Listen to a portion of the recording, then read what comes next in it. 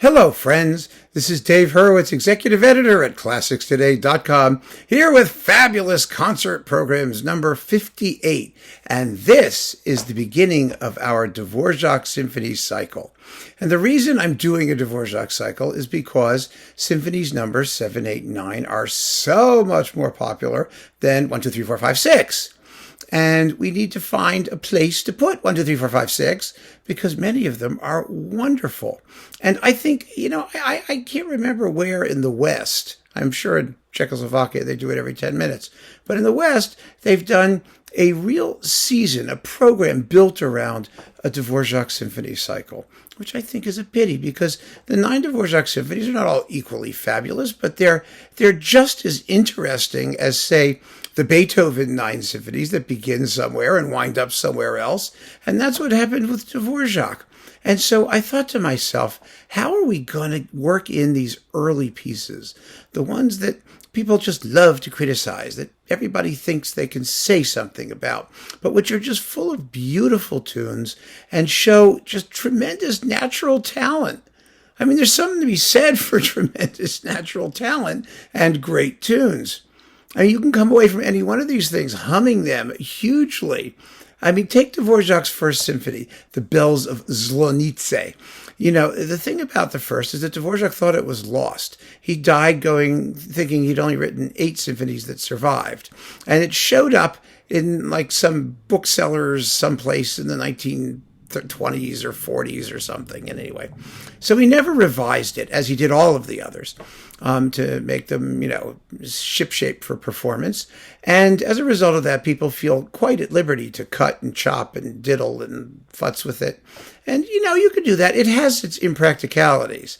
It has 2 bars for an English horn somewhere in the middle of it and an extra something or other. It's not something he would have left the way it was. So you can tinker a little bit, but I do not like the performances with cuts. You don't have to take exposition repeats. You really don't. That's perfectly fine.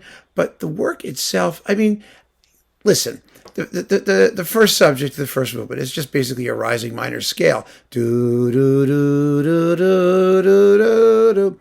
But this is from the early 1860s when new romantic symphonies were kind of just getting going, in places outside of Germany. And, the opening tune is the chiming of the bells. Theoretically, no one's quite sure what the title means, but da da da da da ba-da-doo, that recurs throughout the symphony actually, and you get to hear. I mean, the second subject, ya da da da da da da da da da, ya da da. I mean, it's catchy. The second movement, ya dum bum ba dum bum bum. Da da bum ba dum bum bum, ya da bum ba da dum. He actually used the themes in some of the piano silhouettes. It's really very interesting. He thought enough of the music to reuse some of it, and it's a beautiful, beautiful work. But how do you present it? Because it's long. I mean, it's 50 minutes long. And there's just no way you can put it on the first half of the program. The ending is a big, ballsy ending. That's the real end of the concert. And, the finale has its, slightly dysfunctional moments. But, who cares? So many finales do.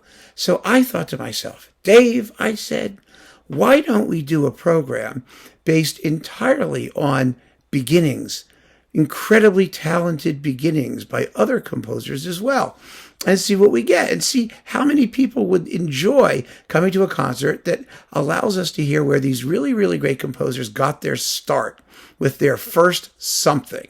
So we begin in the first half with Haydn's Symphony No. 1, which never gets played, and it's the first in what is possibly the most important grand cycle of symphonic orchestral works in the history of humanity. My God. And to hear where Haydn wound up after where he started is amazing in and of itself. But Symphony No. 1 is only 10 minutes long and 3 movements. It's perky and fun. It makes a delicious overture. So after that, we have the concerto, and the concerto is Rachmaninoff's Piano Concerto No. 1. Everybody loves Rachmaninoff. They love concertos 2 and 3. 4 is a rarity. 1 is a rarity. I think 1 actually gets more play than 4 does overall. But it's a wonderful work. It's beautiful and tuneful and brilliant for the pianist. And I remember the first time I heard it, and I thought, gee, this is good. Why don't we hear it more often? Well, we don't, because everybody is stuck on numbers 2 and 3. But let's do number 1. And you can hear how Rachmaninoff's style evolved as well. Then we have the intermission. And after the intermission, we'll do Dvořák Symphony No. 1. I think that's just a really fun program, one that many, many people would just flock to hear if you have a good pianist, particularly doing the Rachmaninoff. And if they're not flocking, if you don't feel like flocking, then just play it at home. These are, you probably have all this music, because if you have a Dvořák Cycle, you've got number 1. Rachmaninoff Piano Concertos in a little boxlet, you got number 1. The Haydn Symphonies in a bigger box, you've got number 1. And we need an excuse to listen to this music, don't we? And there really ought to be a good excuse to play it live as well. I think this is a wonderful way to start off our journey, the journey that Dvořák took throughout his symphonies, which was a very, very interesting one.